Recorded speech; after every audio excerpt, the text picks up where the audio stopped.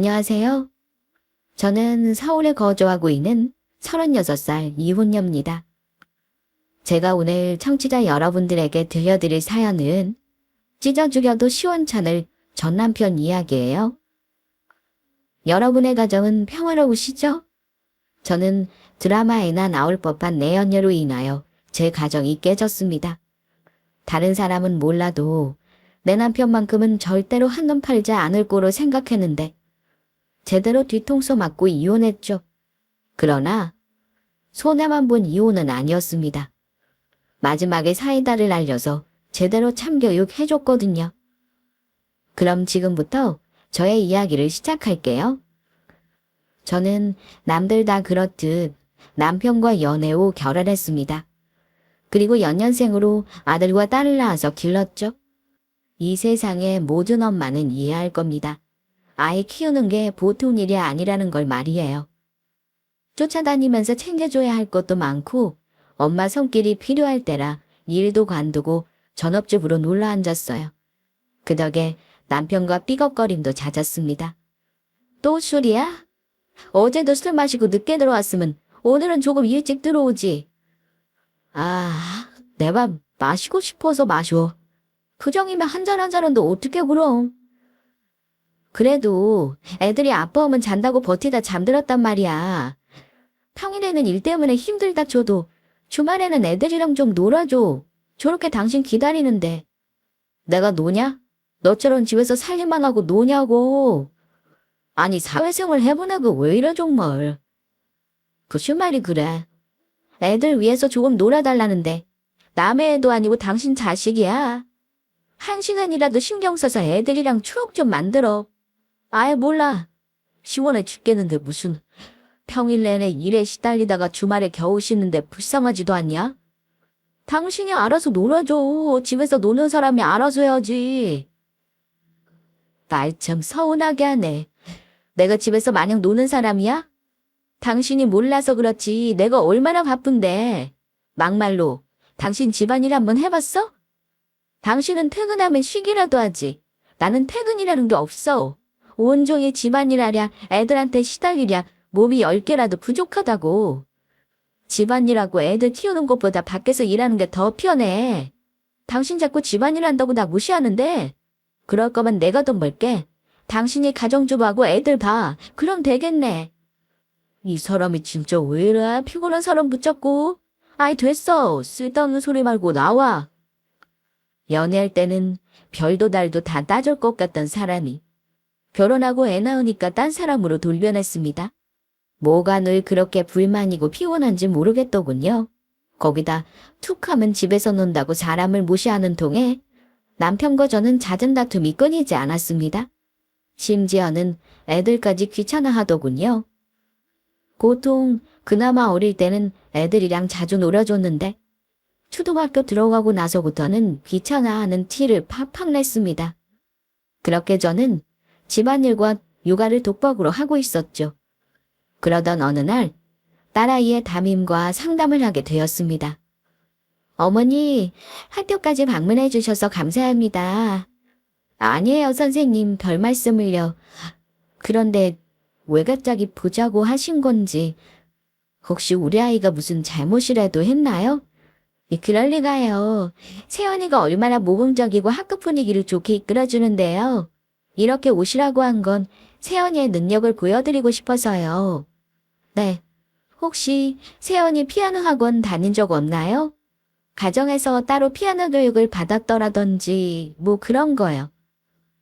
피아노요? 아니요, 전혀 없어요. 안 그래도 아이가 원하면 학원에 보낼까 생각 중이었고요.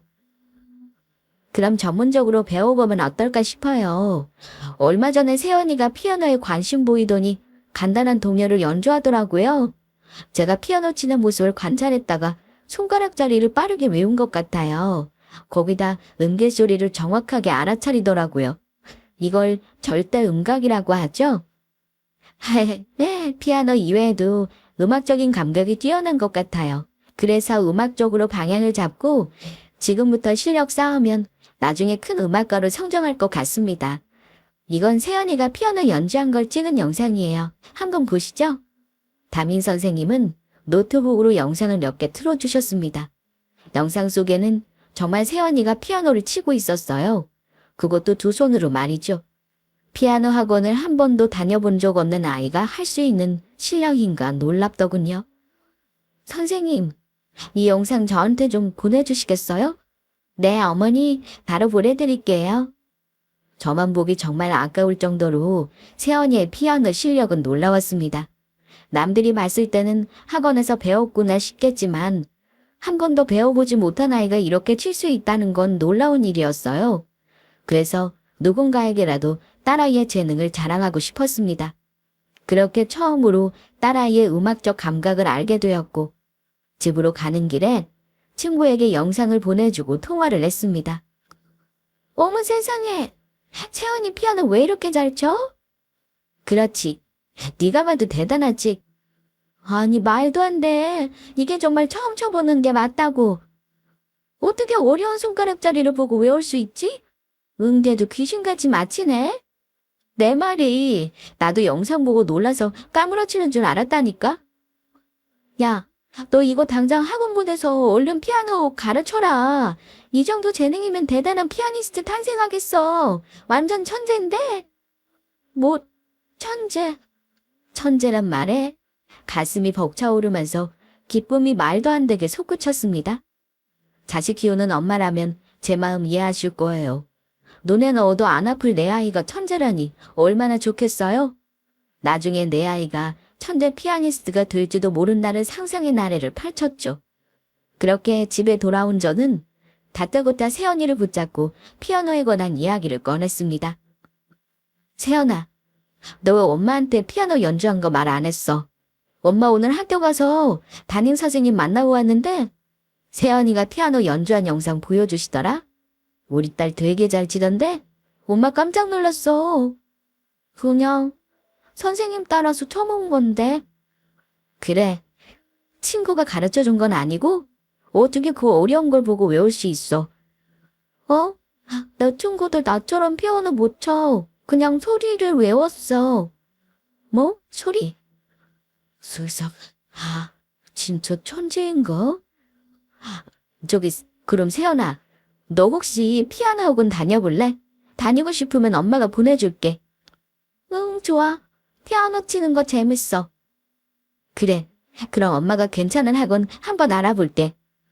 저는 기쁜 마음으로 당장 근처에는 피아노 학원을 알아보기 시작했죠. 그런데 막상 생각해보니 천재적 능력이 있는 아이가 일반 피아노 학원에 다녀도 될까 싶었어요. 돈이 더 들더라도 1:1 과외를 받는 게 나을지도 모르겠다고 생각했습니다. 그래서 퇴근한 남편을 붙잡고 영상을 보여주며 과외를 시키자는 이야기를 꺼냈어요. 어때? 잘 치지? 그러게, 잘 치네. 그래서 개인 레슨 시키자고? 그래야지. 이렇게 재능이 넘쳐나는데 일반 피아노 학원 보내기 아깝잖아. 전문적으로 배워서 대회 준비도 하고 막 그래야 하는 거 아니야? 무슨 벌써 대회 준비야. 김칫국 마시게는. 이게 무슨 김칫국이야. 이 영상 보고도 그런 말을 해? 우리 세연이 피아노 천재 맞다니까. 내가 아까 어떻게 손가락자리 외웠냐고 했더니 소리로 외웠대. 이게 천재 아니면 뭐야? 알겠어. 그럼 당신 알아보고 개인 레슨인지 뭔지 시키던가. 일반 학원보다 비용이 더 비싼 거 알지? 나 내일 당장 알아볼 거야. 말리지 마. 개인 레슨 비용이 한두 푼 하는 것도 아니고 이왕 알아보는 거 제대로 알아보고 싶다는 열정이 불타올랐습니다. 그런데 문득 남편이 좋은 선생님이 있다며 추천하더군요. 아, 맞다. 내 친구한테 부탁하면 되겠네. 친구? 내 친구 중에 피아노 가르치는 애 있거든. 일반 학원은 안 된다니까. 학원 아니야. 개인적으로 레슨한다고 들었던 것 같은데 내가 한번 알아볼게. 걱정할 것 없어. 걔 실력자니까. 점검 과정까지 밟았고 나름 잘 나간다고 들었어. 그래. 그럼 친구니까 조금 더 신경 써서 해주려나? 비용도 할인해주고 말이야. 아이, 뭘 또 깎으려고 너 체면이 있지. 그래도 레슨 비용이 만만치 않잖아. 내가 벌지 네가 버냐? 내가 알아서 할 테니까 걱정 마. 그래, 네가 번다 벌어. 알을 해듣고 에휴, 그럼 다시니 알아보고 말해줘. 남편은 친구에게 알아본다고 했고 저는 혹시 몰라서 저 나름대로 레슨 선생님을 알아보고 있었죠. 그러다 남편 친구에게 긍정적인 답변을 받았습니다. 우리 딸아이 영상을 보고 관심 보이면서 직접 가르쳐보고 싶다고 했다더군요. 음악적 재능이 뛰어나다면서요. 나중에 삶 휩쓰는 건 문제도 없을 것 같다고 비용까지 괜찮은 조건으로 제시했습니다. 우리 부부는 고민할 것도 없이 수락했고 그때부터 딸은 개인 레슨을 받기 시작했어요. 이게 가정의 파탄을 몰고 올지 모르고 말이죠. 여보세요? 난데 오늘 내가 세연이 픽업하러 갈 테니까 당신은 집에 있어. 뭐? 웬일이야? 뭐가? 퇴근하면 피곤하다고 아무것도 안 하는 양반이 웬일로 세연이를 데리러 간대? 내 딸이니까 잘하는지 궁금하게 돼서 겸사겸사 가는 거지. 더 수상하네. 귀찮다고 애들한테 관심도 없는 사람이? 혼자는 관심 좀 가지라며. 해도 난리냐. 아무튼 내가 데리러 갈 테니까 끊어. 딸아이가 음악 천재니까 남편도 신이 났는지 어느 순간부터 세연이를 부단히 챙겼어요. 저는 그 모습이 적응 안 되기도 했지만 한편으로는 아이를 위해서 잘 됐다 싶었죠. 그래서 저 대신 남편의 퇴근길에 딸아이를 자주 데리러 갔습니다. 그렇게 평화롭던 어느 날 세연이가 말도 안 되는 고집을 피우기 시작했어요. 아니 글쎄 잘 봤던 과일을 왜 안 받겠다는 거야. 싫어. 하기 싫다고. 왜 싫은데? 싫은 이유를 말해줘야 엄마가 알지. 이유 없어. 그냥 하기 싫다니까. 너 왜 그래? 피아노 배우는 거 재미있다고 좋아했었잖아. 갑자기 싫다는 게 말이 돼. 분명 피아노 배우는 걸 참 좋아하던 딸아이는 어느 순간부터 레슨 받으러 가기를 거부했습니다. 아이는 그냥 싫다고 했지만 제가 보기에는 어떤 이유가 있는 듯 했어요. 그 이유를 끝까지 말 안 하고 고집만 부리는 딸. 하루하루가 전쟁이었습니다. 딸은 가기 싫다고 하고 저는 가야 한다고 하고 둘이서 끝없는 실랑이가 이어졌죠. 혼내가며 억지로 보내는 것도 한두 번이고 시간이 흐를수록 딸아이의 고집을 꺾기 힘들더군요. 그래서 하루는 딸아이에게 감정적으로 호소하며 설득하던 중 뜻밖의 말을 듣게 되었습니다. 내가 가면 선생님한테 아빠 빼앗기잖아. 뭐? 그게 무슨 소리야? 시온이가 레슨 받으러 갔는데 왜 선생님한테 아빠를 빼앗겨? 엄마는 바보야. 하나도 모르고. 뭘 모른다는 건데. 자세히 좀 말해봐. 과외 선생님이랑 아빠랑 둘이 좋아한단 말이야. 뭐? 도대체 무슨 소리를 하는 거야? 과외 선생님이랑 아빠가 서로 좋아한다니. 그런 게 아니라 친구 사이니까 친해서 그렇지. 채연이 오해했구나? 오해 아니야. 친구끼리 뽀뽀를 왜 해? 뭐, 나한테 피아노 치려고 해놓고 둘이 방에 들어가 있는단 말이야. 저번에는 몰래 안고 뽀뽀하는 거 내가 다 봤어. 내 친구들은 남자애들이랑 안거나 뽀뽀 안 해. 나도 그렇고. 그게 어떻게 친구야? 서로 좋아하는 거지. 그게 정말이야? 정말 선생님이랑 아빠가 안고 뽀뽀하는 거 봤어? 그렇다니까. 그래서 가기 싫다고. 그러다 정말 선생님한테 아빠 빼앗기면 어떡해? 그럼 엄마랑 아빠랑 헤어지는 거잖아. 난 싫어. 엄마랑 아빠랑 따로 사는 거 싫다고. 내 친구가 그랬어. 걔네 아빠는 다른 여자를 좋아해서 엄마랑 아빠랑 따로 산대? 그러니까 엄마, 나 피아노 수업 그만 받으면 안 돼? 정말 가기 싫단 말이야. 혼란스러웠습니다. 이런 문제로 아이가 레슨을 거부하고 있는 줄은 상상도 못했어요. 내가 모르는 사이 뭐가 잘못되고 한참 잘못됐구나 싶었습니다. 당황스럽고 마음이 쉽게 진정되지 않았지만 우선 아이의 마음을 달래주는 게 먼저였어요. 세연아, 네가 뭘 잘못 본 걸 거야. 아빠가 그럴 리 없잖아. 엄마랑 세연이 두고 선생님을 왜 좋아하겠어. 엄마가 한번 알아볼게. 그러니까 세연이는 걱정하지 말고 엄마한테 맡겨. 당분간 피아노는 쉬도록 하자.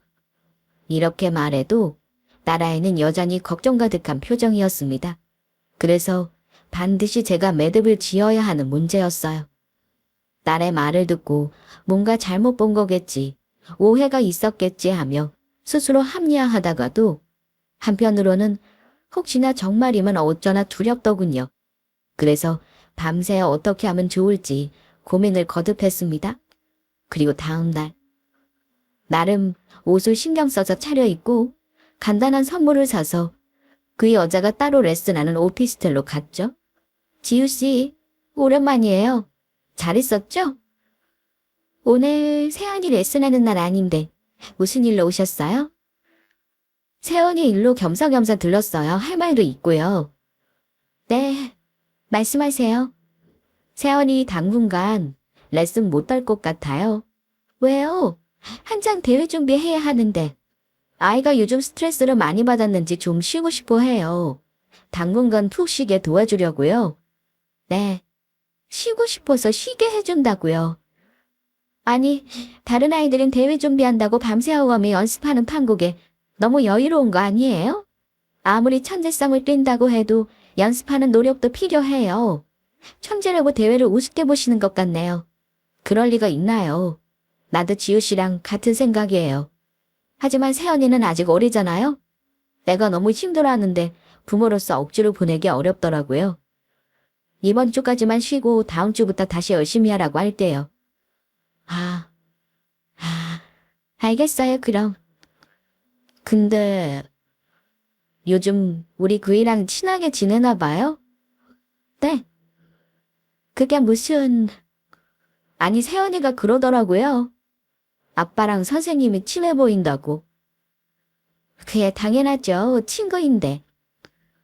그렇죠? 친구라서 친하게 보이는 건 당연한 건데 얼마나 친하게 보였으면 아이가 특별하게 생각하더라고요. 특별하게요. 마치 서로 좋아하는 사이 같다고. 어머, 세연이가 그래요. 세연이가 어린 건 맞네요. 그렇게 생각을 다 하고. 아무리 요즘 애들이 빠르다고 해도 아직은 초등학생이잖아요. 아이가 오해할지 모르니 조금 조심해 주셨으면 해요. 물론 친구끼리 친하게 지내는 건 보기 좋다지만 아이로서는 이해되지 않을 수 있어요. 내 말 무슨 뜻인지 이해하죠? 대체 친구끼리 뭘 조심해야 한다는 건지 모르겠지만 우선 알겠어요. 다음에 세연이 오면 제가 잘 이야기해 볼게요. 참 고민이 많았습니다. 처음부터 터놓고 세연이가 뽀뽀하고 앉는 걸 봤다고 이야기해야 할까? 아니면 잘 돌려서 말해야 할까 고민스러웠어요. 그러다 생각을 바꿨습니다. 아무래도 아이가 본 것 하나만 가지고 밀어붙이기에는 한계가 있을 거라 싶었죠. 그래서 제가 직접 명확한 증거를 잡아야 한다고 생각했습니다. 이야기하는 내내 중간중간 오피스텔을 살펴봤어요. 그리고 세연이가 봤다는 안방이 보였습니다. 지우 씨 바쁠 텐데 이만 일어나야겠네. 참, 가기 전에 목이 말라서 그런데 물 한 잔만 줄래요? 잠시만요. 지우 씨는 컵에 물을 따라 제게 건넸고 저는 물을 마시는 척하면서 일부러 컵을 놓쳤습니다. 어머나, 이걸 어떻게 옷이 다 젖었네. 미안해요, 지우 씨. 내가 실수로 컵을 놓쳤어요. 조심 좀 하시지. 휴지 좀 가지고 올게요. 잠시만요. 지우 씨는 부랴부랴 휴지를 가지고 와서 제게 건넸고 바닥을 닦았습니다. 제게 건네받은 휴지를 옷을 닦는 척하면서 슬쩍 말을 건넸죠. 이걸 어떡하나. 집에 가기 전에 어디를 들러야 하는데 옷이 다 젖어서 큰일 했네. 지우 씨, 미안한데 나 드라이기로 옷 좀 잠깐 말려도 될까요? 네. 옷이요. 네, 잠시만요. 옷이 다 젖어서 도저히 입고 가기 어려울 것 같아서 그래요. 미안하지만 부탁 좀 할게요. 저번에 보니까 저기 안방에 드라이기 있는 것 같던데. 아이들 레슨 늦어질 때 겸사겸사 자는 것이죠? 안방에 화장실도 딸린 것 같던데 거기서 옷 좀 벗고 좀 말릴게요. 제 부탁에 지우 씨는 난처한 듯 보였지만 어쩔 수 없이 방을 내어줬습니다. 저는 안방으로 들어갔고 옷을 벗고 있어야 하니 문을 닫겠다고 했어요. 그리고 드라이기를 켠 다음 본격적으로 안방을 살펴보기 시작했습니다. 딸이 안방에서 봤다고 했으니 이곳에서 남편의 흔적이 나올까 싶어서 이것저것 둘러보기 시작했죠. 그런데 아무리 둘러봐도 그 흔한 머리카락 하늘 나오지 않았습니다. 시간은 점점 지나가고 속은 타들어갔죠. 저기, 아직 멀었어요? 시간이 지나도 제가 나오지 않자 문 밖에서 지우 씨가 저를 불렀습니다. 아무것도 건진 게 없는데 이만하고 나가야 하나 싶던 그 찰나. 침대 밑 구석에서 뭔가 반짝거리는 게 보였어요. 잠깐 뭐지? 저는 몸을 숙이고 침대 밑 구석을 살폈습니다. 그리고 손으로 반짝거리는 걸 주워서 살펴봤죠. 뭐야? 이게 왜? 제 손에 들인 반짝거리는 물체는 다름 아닌 반지였습니다. 그 반지는 결국 일반적인 반지가 아니었죠. 바로 남편과 제 결혼 반지였기 때문입니다. 저는 서둘러 그 반지를 주머니에 챙기고 아무렇지 않은 척 방문을 열고 나왔어요. 많이 젖어서 그런가 잘 안 마르네요. 대충 하고 알겠어요. 그럼 이만 가볼게요. 벌렁거리는 심장 탓에 표정 관리가 잘 안 됐지만 애써 웃어 보이며 오피스텔을 나왔습니다. 그리고 나와서 다시 한번 반지를 확인해봤지만 확실히 남편과 제 결혼 반지가 맞았어요. 그날 밤 퇴근하고 집에 돌아온 남편의 손가락을 유심히 살펴보며 말했습니다. 당신 반지 어디 갔어? 반지? 아이, 내 정신 좀 봐. 아침에 급하게 나간다고 안 끼고 갔나? 방에 있나 보다. 방에 없는데? 내가 아까 방 청소했을 때 없었어? 그럼 회사에 두고 왔나 보지. 아닌데. 당신 반지 여기 있어. 저는 주먹진 손을 펼쳐서 반지를 보여줬어요. 이거 당신 반지 맞지? 이게 왜 세연이 레스하는 곳에 있어? 오늘 상담할 게 있어서 지우 씨 오피스텔에 갔거든. 그러다 옷이 젖어서 안방에 들어가 말리는데 거기에 이게 있더라고. 아, 맞네. 기억났다. 저번에 손 씻으려고 잠깐 빼놨었는데 모르고 두고 왔나 보네. 그럼 이게 화장실에 있어야지 왜 지우 씨 침대 밑에 떨어져 있어? 말이 안 맞잖아. 당신은 손 씻으려고 반지 빼면 침대 밑에 내려놓니? 그게 무슨 소리야? 어디에 올려놓은 게 굴러떨어져서 그쪽으로 갔나 보지. 뭐야 지금? 너 설마 나 의심하냐? 이상하잖아. 당신이 언제 손 씻는다고 반지를 뺐어? 물건 잘 놓고 다녀서 반지 잃어버릴까봐 웬만하면 잘 빼지도 않잖아. 아이 뭐 어쩌다 그럴 수도 있지. 그게 왜? 그렇게 할지도 없냐. 일하고 태어난 남편 바가지 긁고 싶어. 세연이나 봤대. 당신이랑 지우 씨가 안고 뽀뽀하는 거. 뭐? 그게 무슨 사실이야? 세연이가 한 말? 맞아. 나 진짜 어이없어 죽겠네. 허구한 날 집에서 아줌마들이나 보는 막장 드라마 보더니 날 의심하냐. 내가 걔랑 왜 안고 뽀뽀를 해? 말이 되는 소리 좀 해라. 그럼 세연이가 본 건 뭔데? 아이 잘못 본 거겠지. 애가 하는 말을 믿어? 세연이가 한두 살 먹은 어린애도 아니고 헛걸 받겠어. 당신 혹시 바람 피우니? 지우 씨랑 뭐 그렇고 그런 사이야. 그런 거라면 사실대로 말해줘. 솔직히 세연이 말 듣고 당신처럼 뭔 잘못 본 거로 생각했어. 그런데 침대 밑에서 이 반지를 발견한 순간 어쩌면 사실일 수도 있겠다 싶더라. 그러니까 당신이 확실하게 해명해. 안 그러면 나 계속 찜찜할 것 같아. 참, 할 짓도 더럽게 없다. 안 그래도 일해서 피곤한 사람 쓸데없는 일로 짐 빠지게 좀 하지 마라. 내가 무슨 바람을 피워? 야, 그것도 능력되고 여유 있는 놈들이나 하는 거야. 내가 그럴 시간이 어디 있냐? 당신 그만에 책임질 수 있어? 정말 지우 씨랑 이상한 관계 아니지? 야, 걔는 단지 내 친구일 뿐이지 어떻게 걔랑 바람을 피운다고 생각하냐? 진짜 너도 가지가지 한다. 바람같이 소리하고 있네. 쓸데없는 소리 그만하고 비켜. 남편은 저를 한심하다는 듯 쳐다보고 씻는다며 화장실을 들어갔습니다. 그런데 남편의 반응이 참 이상했어요. 평소 같으면 웃기지 말라고 펄쩍 뛰고도 남을 사람인데 묘하게 상황을 회피하는 느낌이랄까요? 여자의 쪽이 제대로 발휘되는 순간이었습니다. 그래서 저는 더 오기가 생겼어요. 네가 내 오해를 풀어주지 않는다면 내가 직접 풀어보리라 결심했죠. 다음 날 주말, 남편은 처리해야 할 회사 일이 있다며 집을 나갔고 저는 서둘러 애들을 옆집 친구에게 맡기고 남편 뒤를 밟았습니다. 남편은 차를 몰아 한 산부인과에 멈춰섰어요. 그리고 혼자서 병원 안으로 들어가더군요. 아니, 저 인간이 산부인과를 왜 가?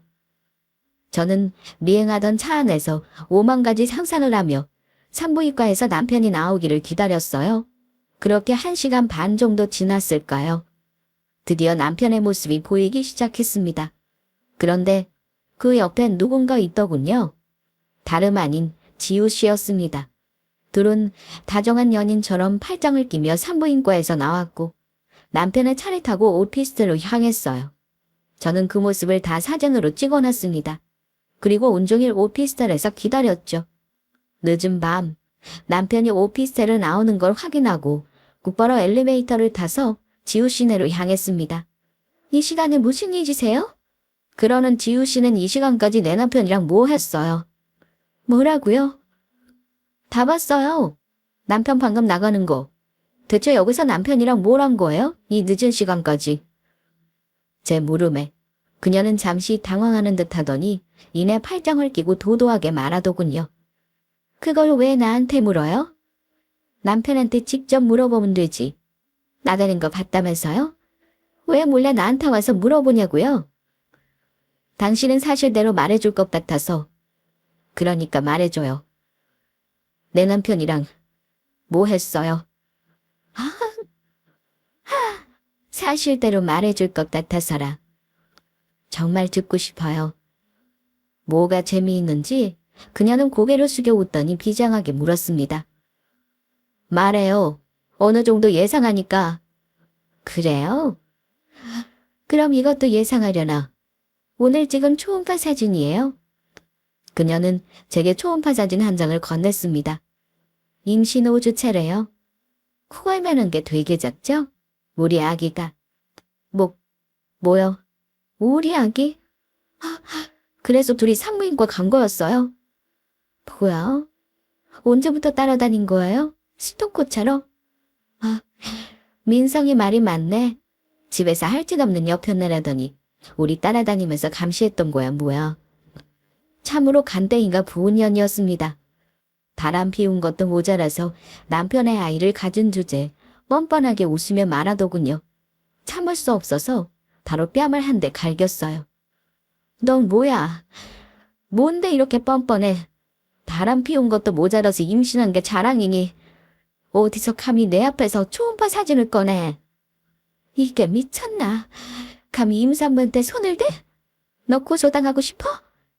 미친 건 내가 아니라 너야. 납작 엎드려서 싹싹 빌어도 모자랄 판을 고소. 가정 있는 남자의 가진 주제. 임산부 대접받길 바라니. 대체 둘이 언제부터야? 우리 딸 가르치고부터니. 어쩐지 이제야 퍼즐이 맞춰진다. 니년이랑 바람 피운다고 애 핑계로 여길 드나들었구나. 애한테 미안하지도 않지. 가정 있는 남자인 거 뻔히 알면서 그러고 싶어.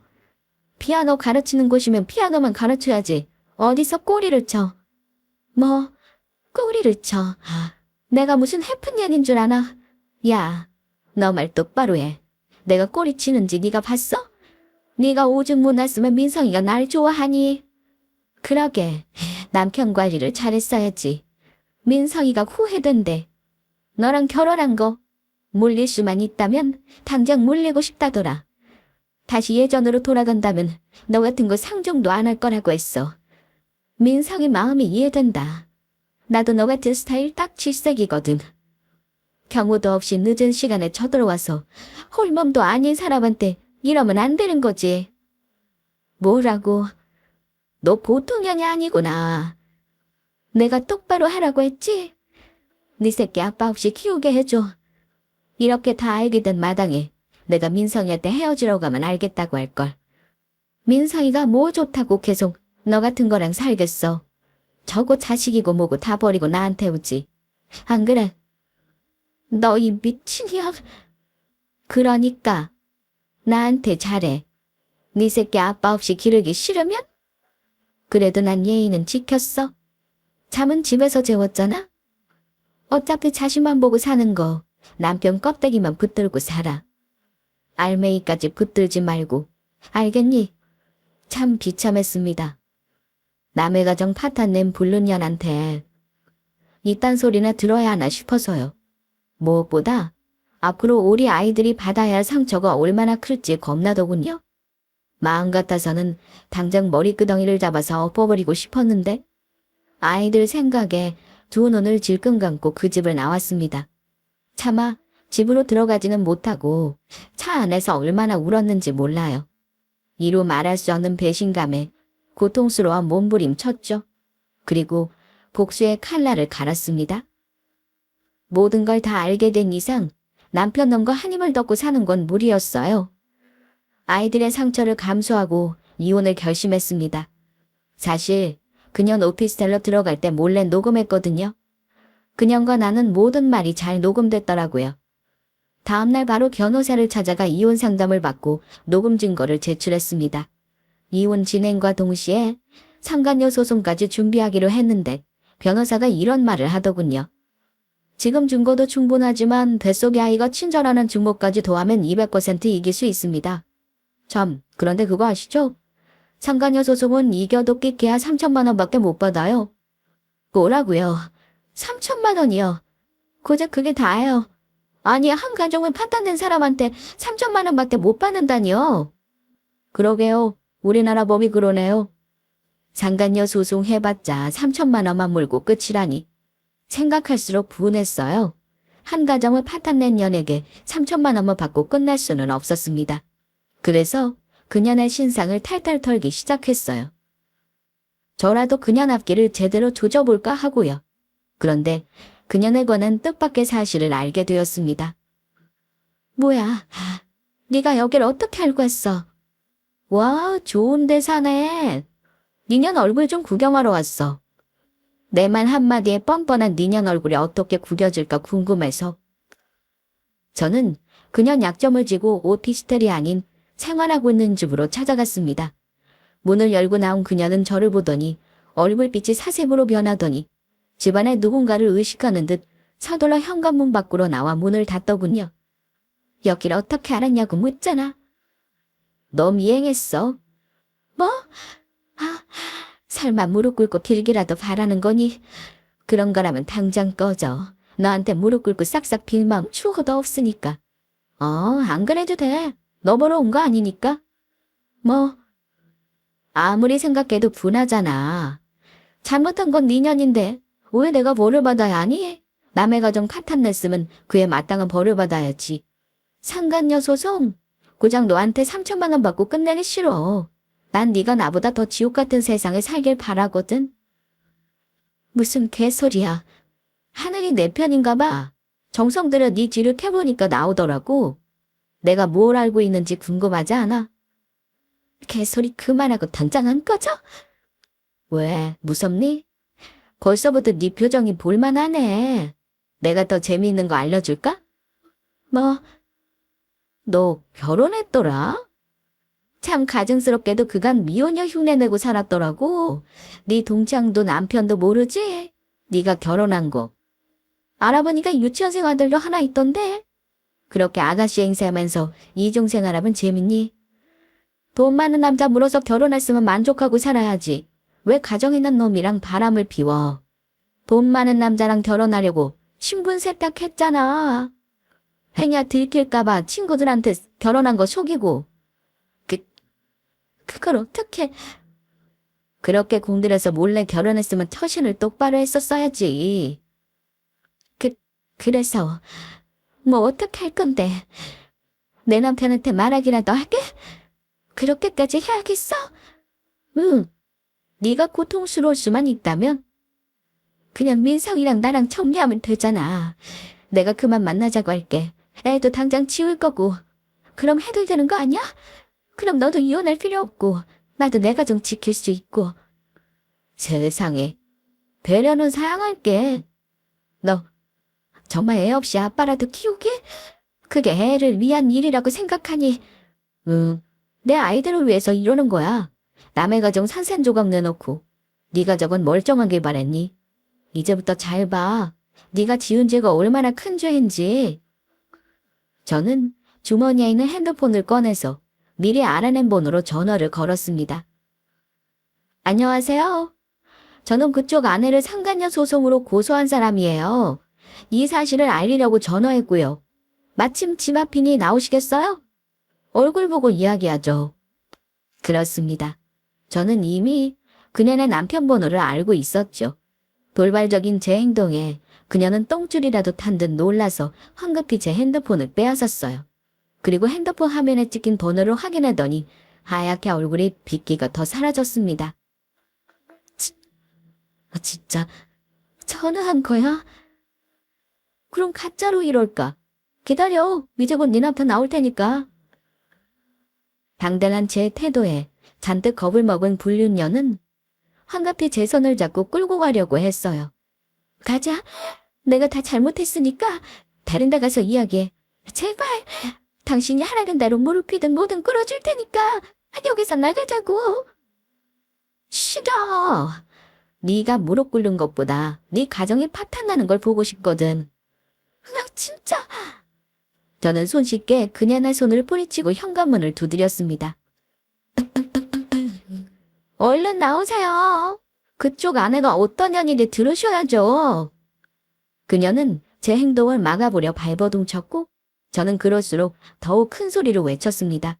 그러자 그 순간 닫혀있던 현관문이 열리고 그녀의 남편이 나왔어요.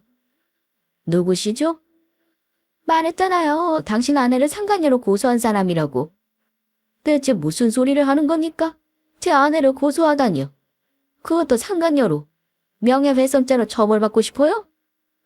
그런 년한테도 명예가 있나? 이봐요.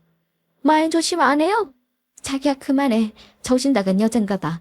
내가 가르치는 애 학부모인데 의붓증이 심하대. 학부모 상담차 몇 번 이야기한 거 가지고 날 불륜녀 취급하는 거 있지? 내가 알아서 해결할 테니까 자기는 신경 쓰지 말고 들어가. 더 상대할 가치도 없어. 우리 지우 씨 용서나? 이 상황에서 날 의무증 환자로 다 만들고 어디 계속 의무증 환자로 만들 수 있는지 한번 볼까? 저는 가방에 넣어둔 서리봉투를 하나 꺼냈습니다. 그리고 그걸 곧장 그녀의 남편에게 건넸어요. 이게 뭡니까? 당신 아내의 본 모습이요? 평화로운 그쪽 가정에 돌을 던져서 미안하지만 당신도 알 건 알아야죠. 당신 아내가 어떤 년인지, 무슨 미친 짓을 하고 다니는지. 의미심장한 제 말에 남편이란 사람은 봉투를 건네받았습니다. 그리고 천천히 서류를 열어 그가 모은 증거자료를 살펴보았죠. 그녀와 나는 대화를 녹음한 파일까지도 틀어줬습니다. 모든 걸 다 알게 된 남편이란 사람은 큰 충격을 받았는지 손에 들린 서류를 떨어뜨렸어요. 그녀는 바로 무릎 꿇더니 엉엉 울기 시작했습니다. 자기야, 내가 잘못했어. 그냥 실수야. 내가 미쳤었나 봐. 그러면 안 되는 건데. 그날 우리 둘 다 술 많이 먹고 실수했어. 친구니까 평소 친하게 지내다 보니 그런 실수를 저지른 거야. 자기한테 솔직하게 말하지 못해서 미안해. 자기가 알면 실망할까봐 겁이 났어. 날 버릴까봐 무서워서 그랬어. 내가 사랑하는 사람은 자기야. 걔랑은 아무것도 아니라고. 단지 하룻밤 실수한 게 다야. 정말이야. 뭐 할 것도 없이 진작 정리했어. 자기야, 내가 이렇게 빌게. 내가 다 잘못했어. 참 보기 좋았습니다. 그래요? 내 가정을 망가뜨린 년의 결말은 이래야죠. 이 모습이 보고 싶었습니다. 이렇게 고통스러운 얼굴을 말이죠. 저는 승리의 미소를 지었어요. 이 더러운 손 치워. 자기야, 더 이상 아무 말도 하지 마. 내가 널 죽여버릴지도 몰라. 남편이란 사람의 마음을 충분히 이해할 수 있었습니다. 저 또한 그랬으니까요. 그 사람은 멍한 눈으로 터덜터덜 문을 열고 들어갔어요. 그녀는 바닥에 주저앉아 엉엉 울고만 있었습니다. 이제 알았니? 네가 얼마나 큰 잘못을 저질렀는지? 앞으로 하루하루가 고통스러울 거야. 이게 내가 너한테 주는 벌이니까 평생 지옥 속에서 살길 바라. 아, 미친년. 넌 내가 가만 안 둘 거야. 평생 저주할 거야. 뭘 잘했다고 끝까지 발악하는 년. 그러거나 말거나 저는 뒤돌아서서 집으로 왔습니다. 그리고 남편 새끼를 내쫓고 이혼의 박차를 가했죠. 결과는 뻔했죠. 증거 탄탄해서 돈 한 푼 없이 쫓아냈습니다. 아이들도 지켰고요. 남편 새끼는 애들에게 불쌍한 척하며 빌붙으려 했지만 애들조차 그런 놈을 개무시했습니다. 나중에 그녀 남편에게 연락이 왔고 제게 고맙다고 하더군요. 듣기로는 그녀의 과거까지 알게 돼서 바로 이혼하고 쫓아냈다고 했어요. 물론 애들도 영영 못 보게 했다면서요. 이로써 제 복수는 마침점을 찍었습니다. 이게 바로 바람 피운 것들의 최후가 아닐까 싶어요. 돈 한 푼 없이 쫓겨난 그 둘이 어떤 모습으로 살아갈지 매일매일 기대됩니다. 그럼 지금까지 저의 긴 사연 들어주셔서 감사합니다.